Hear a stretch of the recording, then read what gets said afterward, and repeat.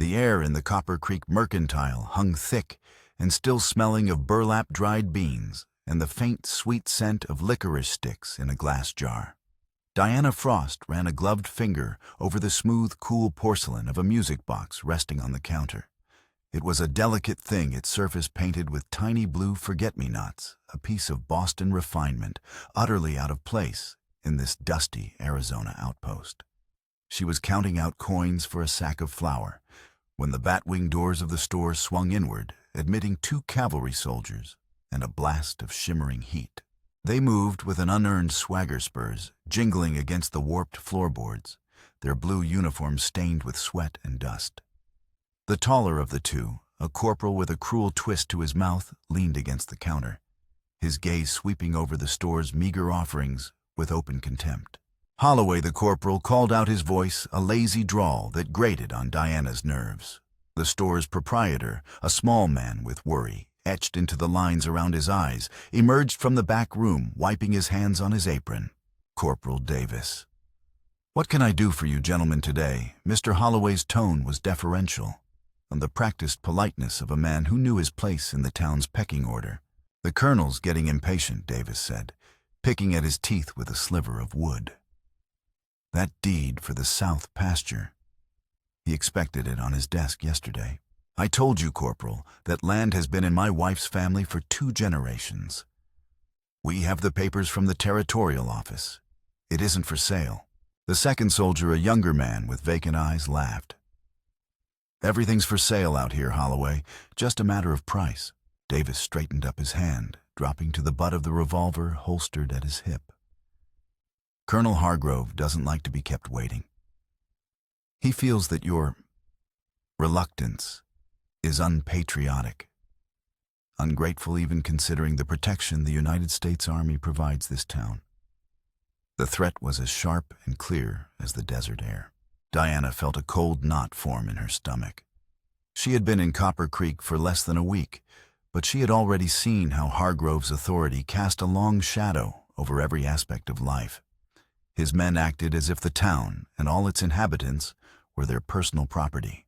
I'll need to talk to my wife again." Mr. Holloway stammered, his face pale. "You do that," Davis sneered. He turned to leave, then paused, his eyes landing on Diana. He tipped his hat with a mocking flourish. "Ma'am, didn't mean to conduct business in front of a lady." His gaze lingered, insolent and appraising, making Diana's skin crawl.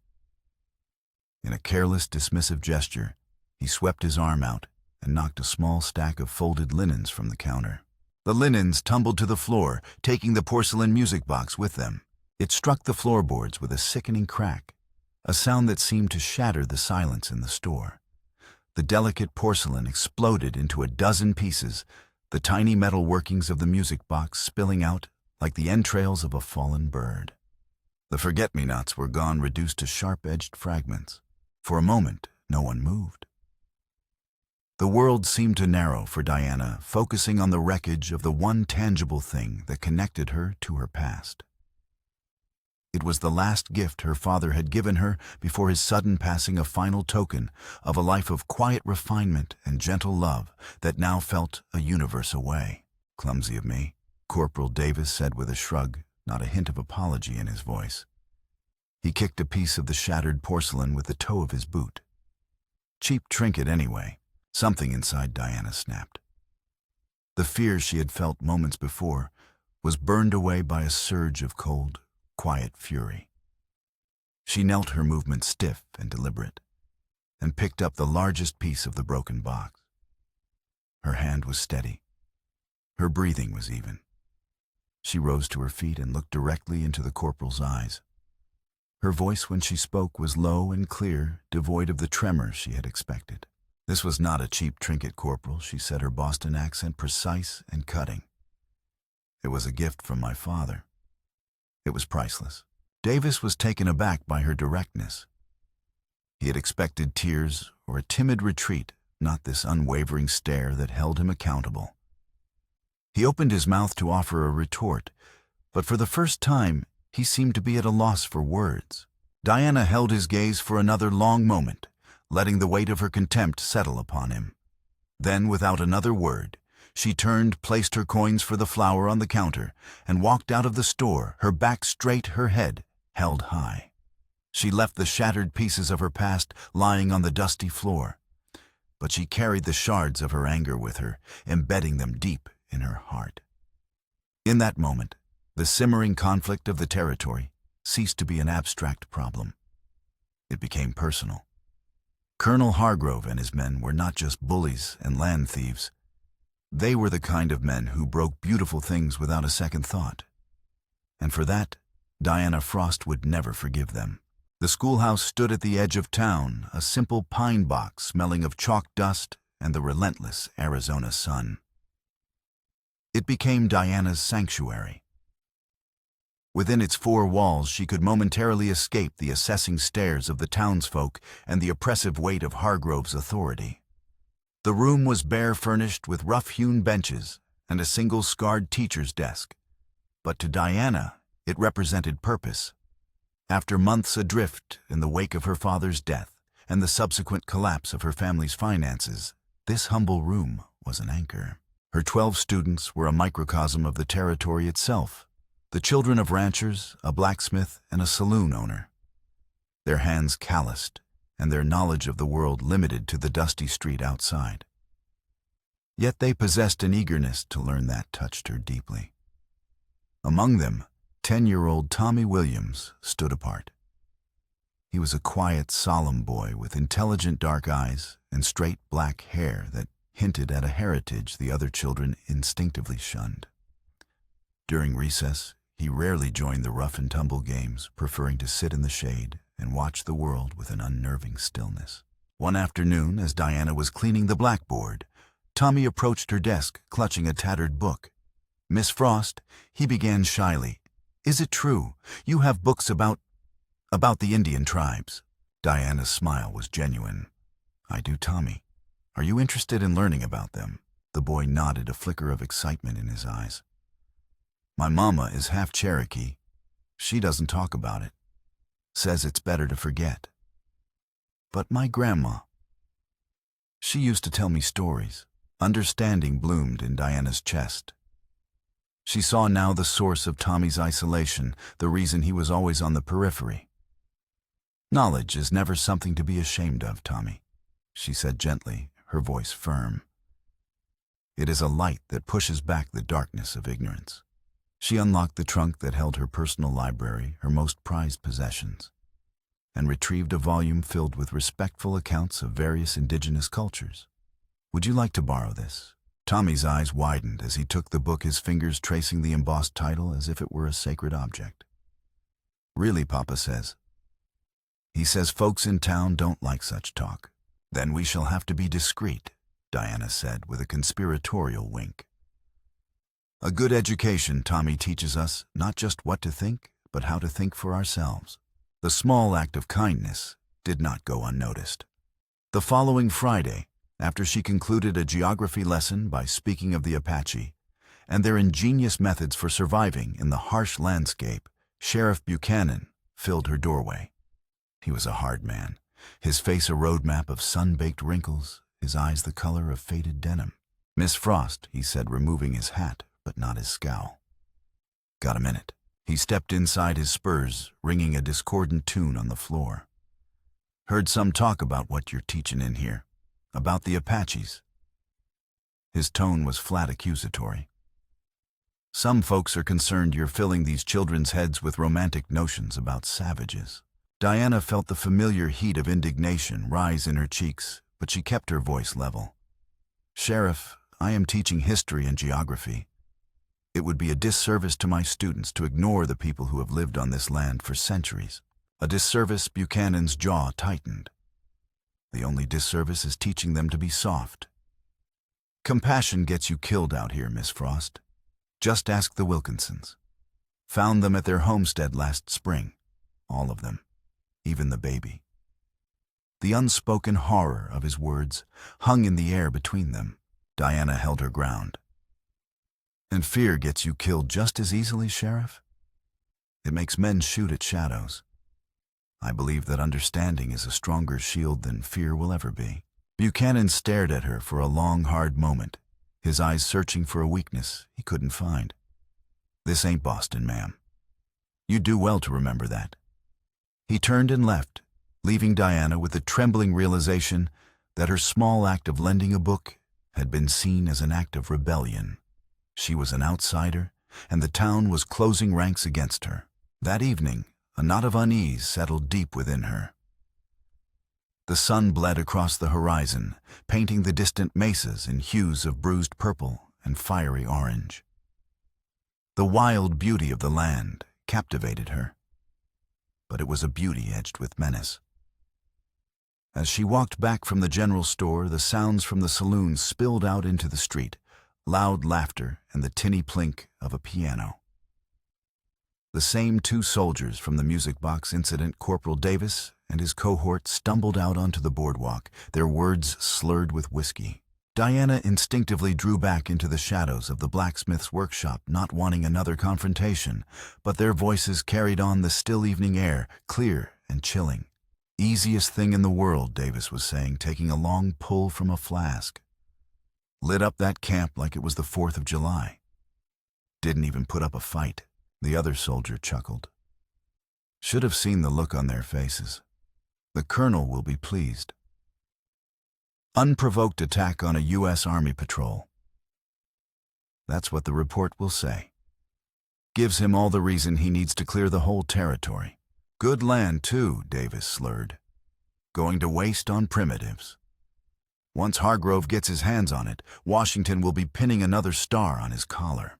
The blood drained from Diana's face. The massacre, the Apache uprising that had sent a wave of fear through Copper Creek. It had all been a lie, a deliberate, cold-blooded provocation.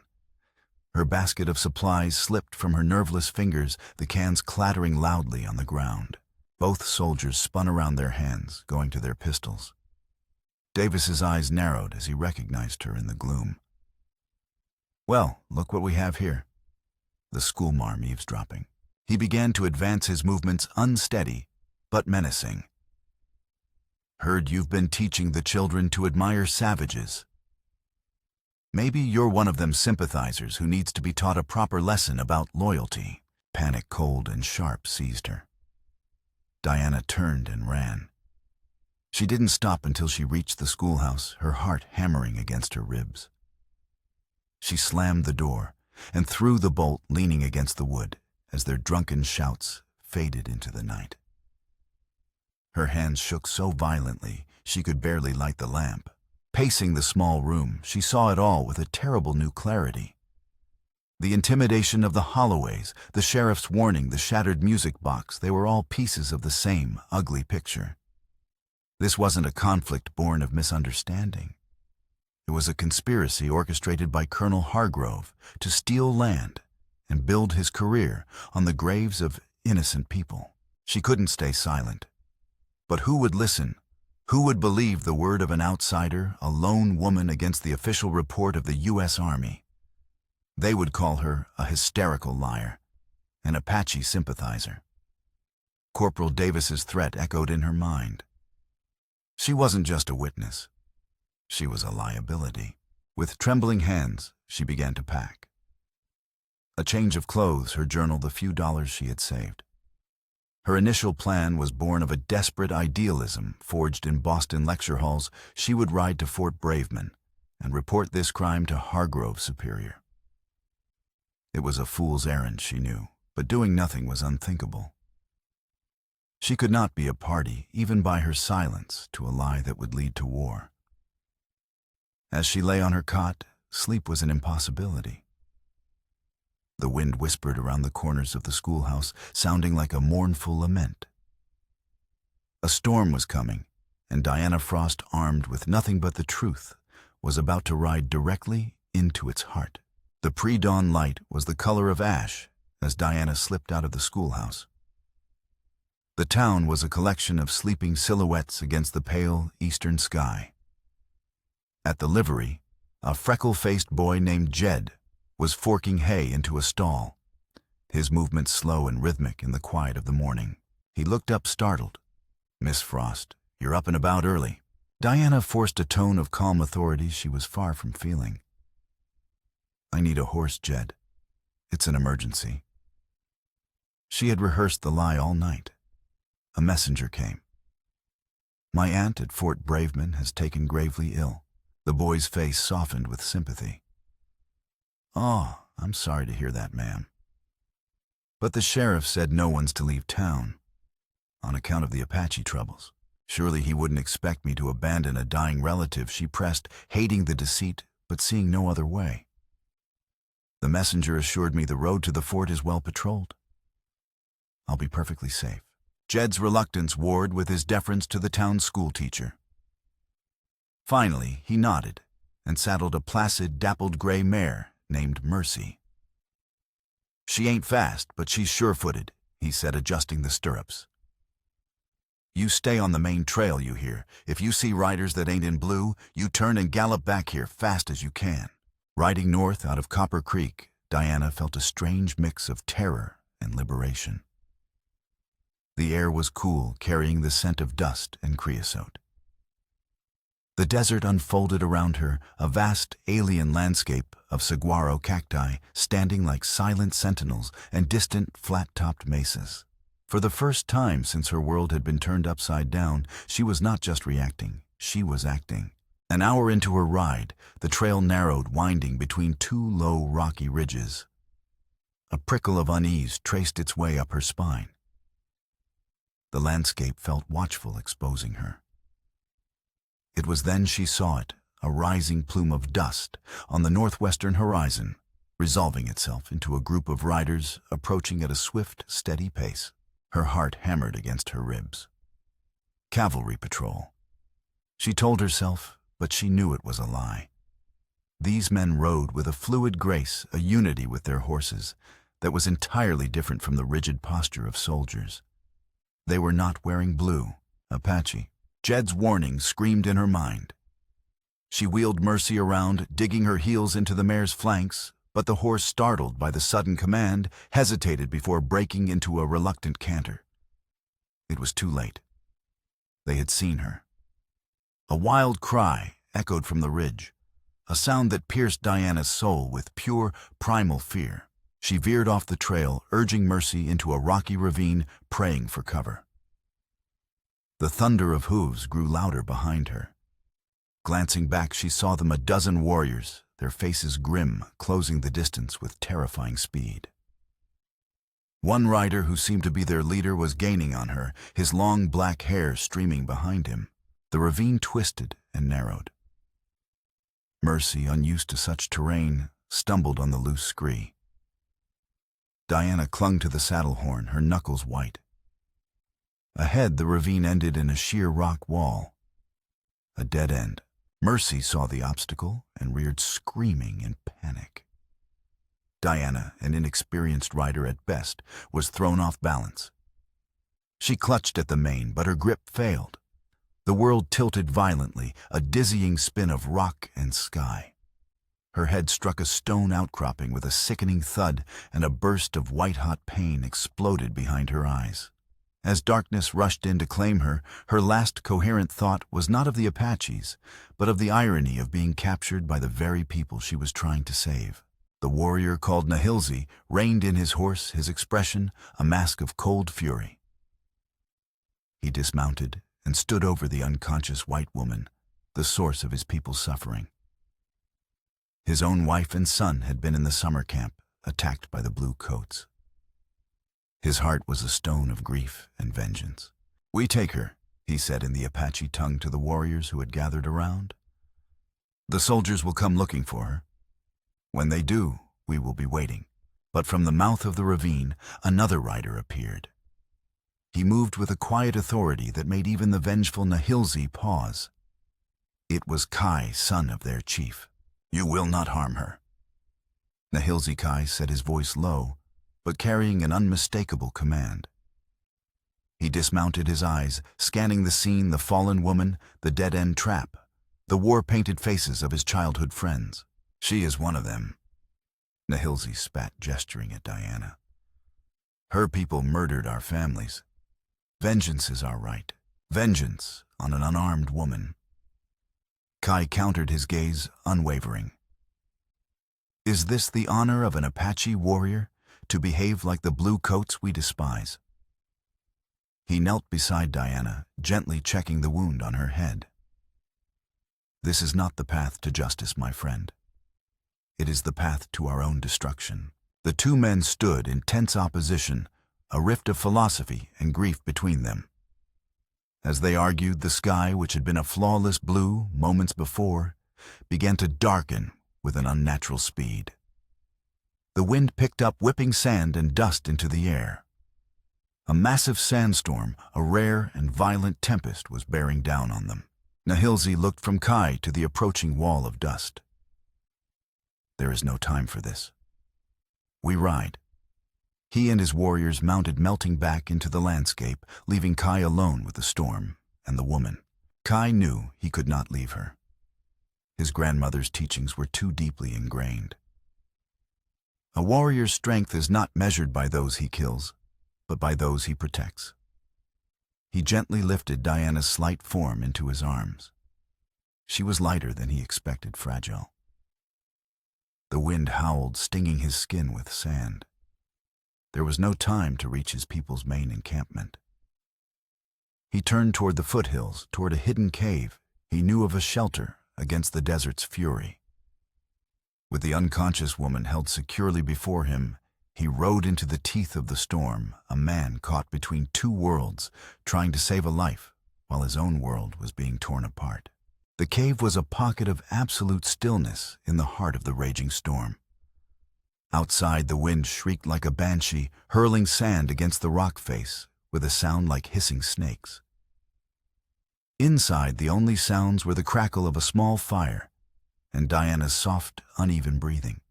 Kai had cleaned the gash on her forehead with water from his canteen and applied a poultice of herbs from his medicine pouch.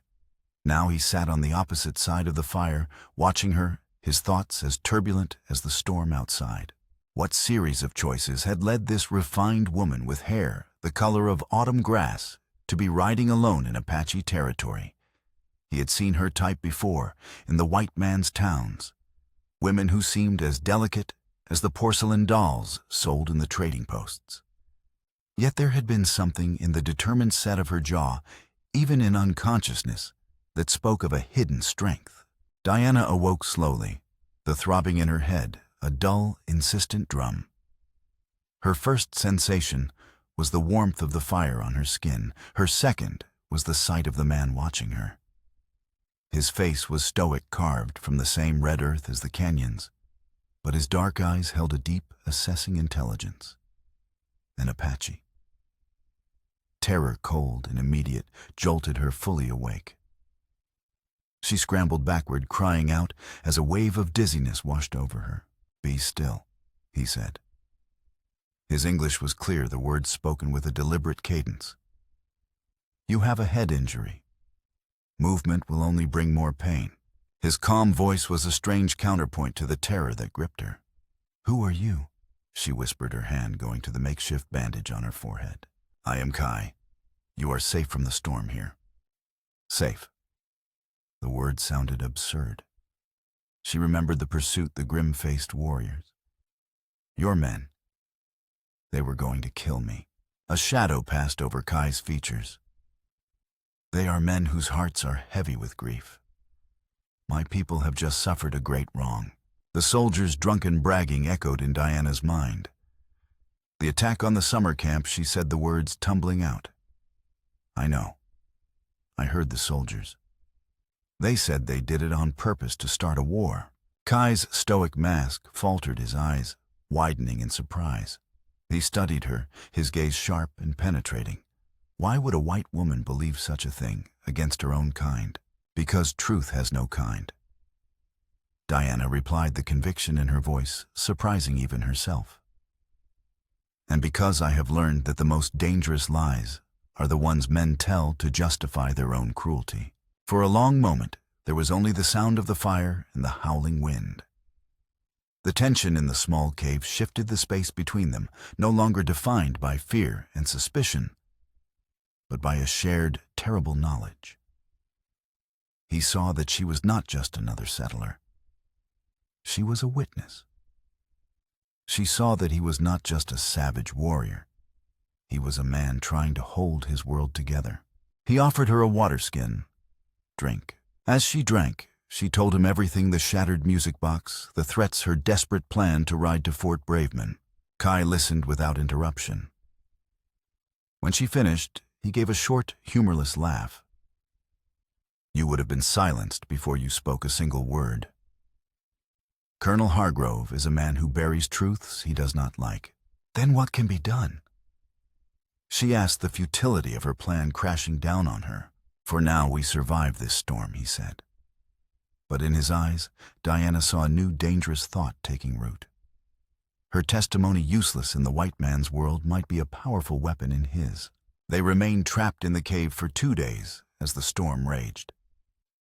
In that enforced intimacy, the barriers between them began to dissolve. He taught her how to start a fire with a hand drill, a skill that seemed like magic to her. She in turn read to him from a small volume of poetry she carried in her travel bag, her voice a soft counterpoint to the storm's fury. He spoke of the balance of the desert, the sacred connection his people had with the land. She spoke of Boston, of a world of books and ideas that seemed as alien to him as his was to her. They were two people from opposite ends of existence, yet in that cave they found an unexpected common ground. They discovered a shared belief in honor, a mutual respect for knowledge, and a deep-seated weariness with the hatred that was tearing the territory apart. When the storm finally broke, the world outside had been remade. The desert was a clean slate, the landscape scoured and reshaped by the wind. Diana knew she could not go back to Copper Creek. Kai knew he could not leave her to fend for herself. "There is a place," he said, looking south toward a distant line of crimson cliffs, "a hidden valley where my grandmother Nasha lives. She is a woman of wisdom. You would be safe there." It was a decision born of necessity, but for both of them, it felt like something more. It felt like the beginning of a new path, one that led away from the worlds they had known and into a shared, uncertain future. As she rode behind him on his horse, her hands resting hesitantly on his waist for balance, Diana felt not fear, but a strange sense of rightness. The wind that had nearly killed her had instead swept her life clean, leaving only this man and the vast, unknown landscape ahead.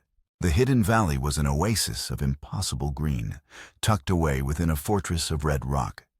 A clear spring bubbled from the base of a cliff, feeding a stream that nurtured cottonwood trees and lush grasses before vanishing back into the desert floor. It was the home of Nasha Kai's grandmother, a medicine woman and keeper of her people's oldest traditions. Her arrival caused a stir. The people of the small, secluded camp, mostly women, children, and elders, regarded Diana with a mixture of fear and hostile curiosity. To them, she was the face of the enemy, the embodiment of the people who were systematically destroying their way of life. Nasha, however, was different. She was a woman whose age was impossible to guess. Her face was a tapestry of deep wrinkles, but her eyes were as bright and sharp as a hawk's. She circled Diana slowly, her gaze penetrating, as if she could see the landscape of Diana's soul. "She carries truth in her heart, not deceit," Nasha finally pronounced in halting English, her voice like the rustle of dry leaves. "But she also carries sorrow. Great sorrow is coming." She looked at her grandson, a warning in her eyes. "You have brought the storm to our door, Kai." Despite the ominous welcome, Diana was treated with a cautious respect. Under Nasha's protection, she began to find a rhythm in the life of the camp. She learned to grind corn, to identify medicinal herbs, and to weave baskets from yucca fibers. The children, their curiosity overcoming their parents' prejudice, became her constant companions. She taught them English words, and they taught her Apache ones, their shared laughter, a fragile bridge between two worlds. But it was with Kai that her connection deepened. Each evening after his duties were done, they would walk by the stream, their conversations weaving a bond of understanding and affection. He showed her the constellations in the vast desert sky, telling her the Apache stories written in the stars. She told him of her father, of her love for books and learning. In this man who moved with such quiet dignity, she found a spirit as thoughtful and profound as any scholar she had known in Boston. In her Kai found a courage and an open heart that challenged all his preconceptions about the white settlers. One evening, news arrived that shattered the valley's peace. A scout reported that Colonel Hargrove's campaign had intensified. But it was not a broad war against all Apache. It was a focused, obsessive hunt. Hargrove's troops were sweeping through this specific region, destroying every camp, poisoning waterholes, and showing no mercy. And they were asking questions not about stolen cattle or raids, but about a specific band of Chiricahua, and their leader, a warrior named Kai. Diana saw the truth in Kai's eyes. This was not just about land. This was personal. Hargrove's campaign was a vendetta. The realization came just as another more personal truth was dawning between them. One night as they sat beneath the silent watch of the stars, Kai took her hand. His touch was gentle, but it sent a tremor through her. "In your world, Diana," he said softly, "and in mine, there are rules that say we cannot be as we are now." "I no longer know what my world is, Kai," she whispered, her heart aching with a feeling she had never known before. "I only know that when I am with you, I feel whole." He turned to her, his face illuminated by the moonlight. "You have become the song my spirit sings." In the sacred quiet of the desert night, they came together, their love, a defiant act of creation, in a world bent on destruction. It was a union that felt more true and holy than any vow spoken in a church. Their fragile peace was short-lived. Just days later, the unnatural stillness of a desert dawn was broken by the sharp crack of a rifle. The soldiers had found them. The attack was swift and brutal. Blue-coated soldiers poured into the valley, their rifles spitting fire. Chaos erupted. Diana was separated from Kai in the desperate scramble for safety. She saw him fighting with a fierce, controlled desperation, not to kill, but to create a path for the women and children to escape into the labyrinth of canyons behind the camp. He drew the soldiers' attention, a lone warrior, holding back a tide of violence. Diana saw him fall, brought down not by a bullet, but by the sheer weight of numbers. He was swarmed, beaten, and bound. His last act before being overwhelmed was to lock eyes with her across the chaotic scene, a silent command for her to run to live. Nasha's hand gripped her arm, pulling her toward a hidden path up the cliff face. "He has bought our lives with his freedom," the old woman said, her voice grim. "Now you must honor his sacrifice." Hidden in a high crevice with the other survivors, Diana watched as the soldiers dragged Kai away. They burned the camp, turning the green oasis into a smoldering ruin. As the smoke coiled into the pristine blue sky, Diana felt her world burn with it. A young Apache boy, Tommy's age, pressed a small object into her hand. It was Kai's medicine pouch. A week later, guided by one of Nasha's kinsmen, Diana arrived at a remote Spanish mission. There, she learned the terrible news. Kai, identified as the leader of the renegade band, had been taken to Fort Braveman. He was to be made an example of. His execution was set for the end of the week. Hope died in her heart, replaced by a cold, hard resolve. They had taken her past her present and her future. She had nothing left to lose. Disguised as a nun seeking to offer last rites, Diana Frost rode toward Fort Braveman, her mind set on a final, desperate act of love and rebellion. Fort Braveman was a scar of raw adobe and timber upon the desert landscape, a monument to order and control. Dressed in the severe black habit of a novice nun, her face hidden in the shadows of a wimple, Diana passed through its gates, her heart a cold, heavy stone in her chest. She followed an elderly priest, Father Ignacio, a man whose quiet compassion had compelled him to aid her impossible plan. The fort's commander, Colonel Hargrove, met them in his office. He was a man chiseled from granite, his eyes cold and devoid of pity. On his desk next to a stack of dispatches sat a single silver-framed photograph of a woman and a small boy, its surface clouded with age. He barely glanced at Diana, dismissing her as a silent acolyte. "The savage is in the stockade." Hargrove said, his voice clipped. "You may have 10 minutes to prepare his soul, Father. Then I want you both gone." The stockade was a sun-baked pit of despair. Kai was chained to a post in the center, his face bruised and swollen, his buckskin shirt torn and bloody. But when he looked up and saw her, his eyes for a fleeting moment burned with their old fire. As Father Ignacio began to drone prayers in Latin, creating a shield of sound for the benefit of the guards, Diana knelt beside Kai. She pressed a small vial into his hand. "Nasha's medicine," she whispered, her voice tight. "It will make you seem near death. They will have to move you." It was a desperate plan, a sliver of hope against a mountain of impossibility. But Hargrove was more cunning than they had anticipated.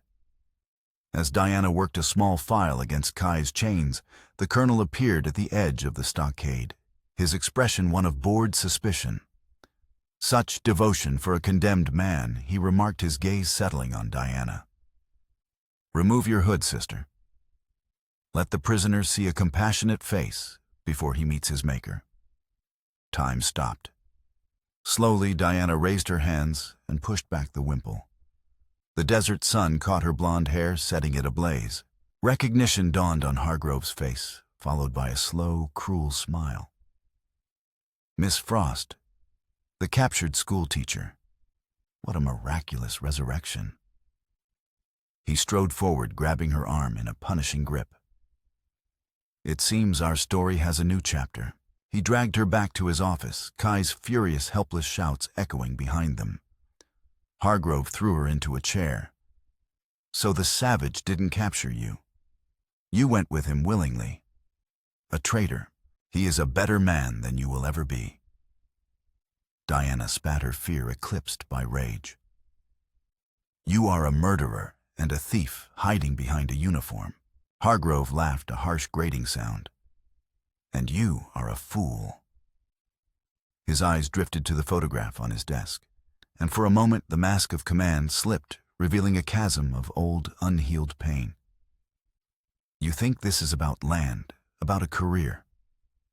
He picked up the frame, his thumb stroking the glass. 10 years ago, my wife Eleanor and my son Thomas died in this godforsaken country. A fever took them not a day's ride from where your lover's people make their camp." Diana stared at him, confused. What does that have to do with Kai? His face contorted with a decade of grief and hatred. "They found my wife's wagon.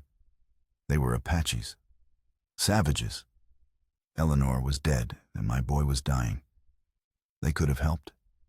They could have guided them to water, offered aid. But they did nothing. Stood there and watched them die." Or perhaps his voice dropped to a venomous whisper. They did more than just watch. He slammed the photograph down.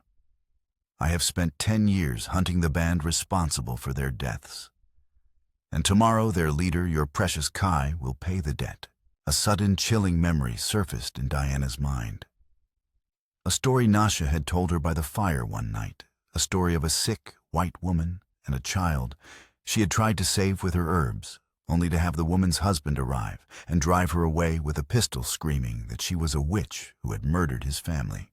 "You're wrong," Diana whispered, horror dawning on her. "It wasn't like that. Kai's grandmother, Nasha, she found them. She tried to help. She was a medicine woman. She used her herbs to try and break the fever, but it was too late. When you arrived, you saw an Apache woman standing over your dead wife, and you twisted it into a story of murder to feed your own grief." The color drained from Hargrove's face. He stared at her, his mind clearly reeling, trying to reconcile his long-nurtured narrative of hate with this new, unthinkable possibility. For a moment, he looked not like a monster, but like a man utterly lost. The moment was broken by the fort's alarm bell. Shouts and gunfire erupted outside. Father Ignacio, bless his rebellious soul, had used their capture as a diversion, inciting the other Apache prisoners to revolt. The distraction was all they needed. In Hargrove's moment of stunned confusion, Kai, having been freed by the priest, burst into the office. He was no longer the beaten prisoner, but a warrior consumed by a singular purpose. He ignored the soldiers in the doorway and launched himself at Hargrove. The fight was brutal and short. It was not a battle of soldiers, but of two men consumed by their ghosts. They crashed through the office window, tumbling onto the parade ground below. "Diana, run!" Kai roared, grappling with the larger man. She didn't run. She grabbed Hargrove's discarded revolver from his desk and followed them out into the chaotic night. Soldiers were trying to subdue the rioting prisoners. Fire had broken out in the stables. Kai and Hargrove battled toward the fort's edge, a desperate rolling fight that carried them to the rim of a steep, narrow canyon that bordered the western wall. Diana saw her chance. Aiming carefully at the ground near their feet, she fired the pistol. The bullet ricocheted off the rock, and the shale beneath them, already unstable, began to give way. Hargrove, his mind still reeling from Diana's revelation, lost his footing. He scrabbled for a hold, his eyes wide with a terror that had finally broken through his hate. For a split second, his eyes met Diana's, and in them she saw not a villain, but a tragic, broken man. "Eleanor," he whispered, his gaze unfocused, seeing a ghost from his past. Then the ledge collapsed. Hargrove fell into the darkness with a cry that was swallowed by the roar of the ensuing rock slide. Kai, clinging to a root, hauled himself back to safety. He grabbed Diana's hand, and together they ran, disappearing into the desert night as Fort Braveman burned behind them. He was presumed dead in the rock slide, a convenient end for a difficult problem. Diana, with the help of Father Ignacio, made her way to Tucson, a lone woman carrying a lifetime of secrets and the beginnings of a new one. The months that followed were a quiet study in survival.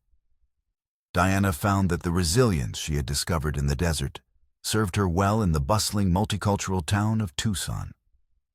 She established a small school in a rented adobe room, teaching the children of Mexican merchants, American prospectors, and the local Tohono O'odham people.